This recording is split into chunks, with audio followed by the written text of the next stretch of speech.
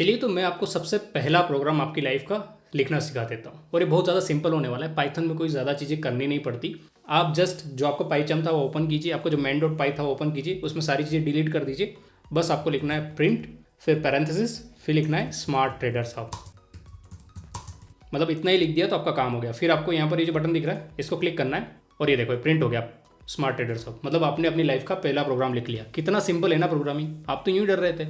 ऐसे सिंपल में आप डेटा फेच करना भी सीख जाएंगे, वो भी मैं आपको सिखा देता हूँ। आप सभी लोग बहुत सारी एप्लीकेशन यूज़ करते हैं अपने मोबाइल फ़ोन में, करेक्ट? तो क्या वो शुरू से इंस्टॉल होकर आती है? नहीं ना।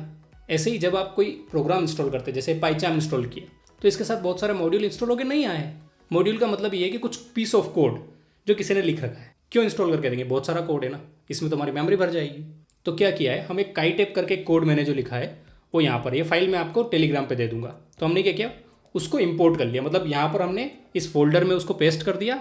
फिर हमने लिखा इंस्टॉल कर दिया। यूँ समझ लो कि आप जैसे मोबाइल में इंस्टॉल करते हैं वैसे इस पर्टिकुलर फोल्डर के लिए हमने इसको इंस्टॉल किया है। कहीं भी नहीं यूज़ कर सकते, इस पर्टिकुलर फोल्डर में ही इसका हम रेफरेंस देके यूज़ कर सकते हैं। तो हमने इसको इंपोर्ट कर लिया। इंपोर्ट काईटेप एज ए केटी। मैंने बोला है कि जब मैं केटी लिखूंगा वो रेफरेंस होगा इस काईटेप प्रोग्राम को।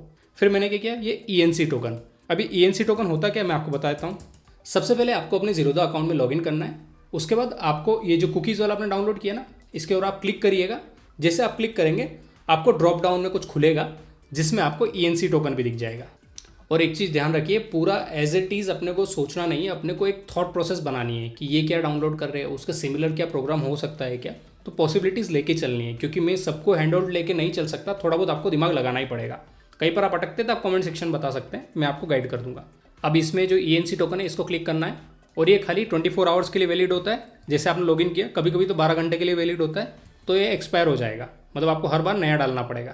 तो जब भी आप डेटा फेच कर रहे हैं आपको ये ध्यान रखना है कि अगर आपका प्रोग्राम बहुत देर तक चल रहा है तो फिर आपको वो जो ENC टोकन है वो एक्सपायर हो सकता है, इसीलिए आपको फिर से नया डालना पड़ सकता है। तो kite ENC token is equal to क्या है, हमने डबल कोट लगा दिया और उसको पेस्ट कर दिया। डबल कोट में जो भी चीज़ लिखेंगे उसको एज ए स्ट्रिंग लिया जाएगा। अगर मैं आपको कहूँ कि 1+2 कितना होता है तो आप बोलेंगे 3। मैं बोलूँगा 1+A कितना होता है तो आप बोलेंगे क्या बात कर रहे हो, एक नंबर एक लेटर है। अब प्रोग्राम को वो सब चीज़ें समझ में नहीं आती, तो प्रोग्राम को हमको समझाना पड़ता है कि भाई टेक्स्ट कौन सा है, नंबर कौन सा है। तो जब आप डबल स्ट्रिंग में लिखेंगे वो इसको एज ए टेक्स्ट लेके चलेगा।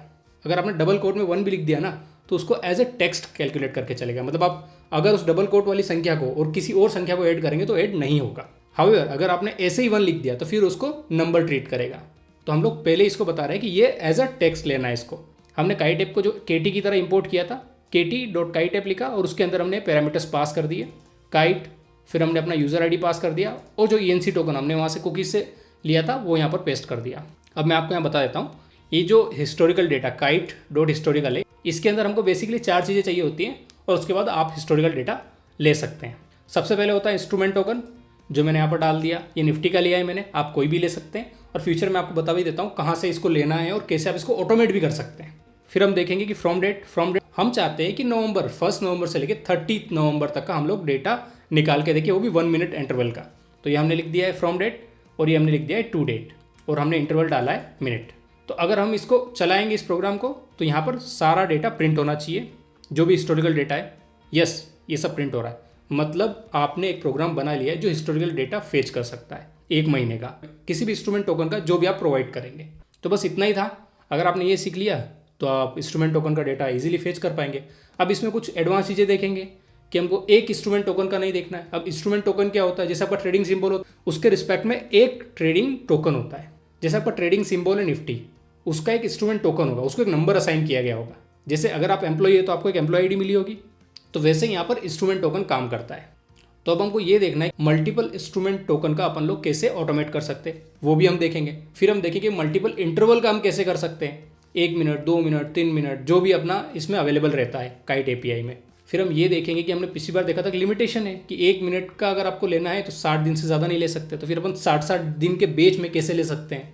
और उसके बाद हम कुछ एडवांस चीज़ें भी सीखेंगे कि इसको कैसे स्टोर करेंगे हम लोग और उसको कैसे हम लोग यूज़ करेंगे। अभी तो हमने खाली प्रिंट करके देखा है, हम चाहे तो इसको CSV में भी ले सकते हैं, हम चाहे तो इसको SQL में भी ले सकते हैं। वो सब चीज़ें हम लोग आगे सीखेंगे, उसकी वरी करने का बिल्कुल ज़रूरत नहीं है। आप सीख गए कि आपको कैसे हिस्टोरिकल डेटा फेच करना है, वो भी 1 रुपया दिए बिना किसी को। तो आगे की जर्नी भी इतनी सिंपल होने वाली है। Thank you guys for watching this video. If you found this video helpful then hit the like button and consider subscribing to my channel.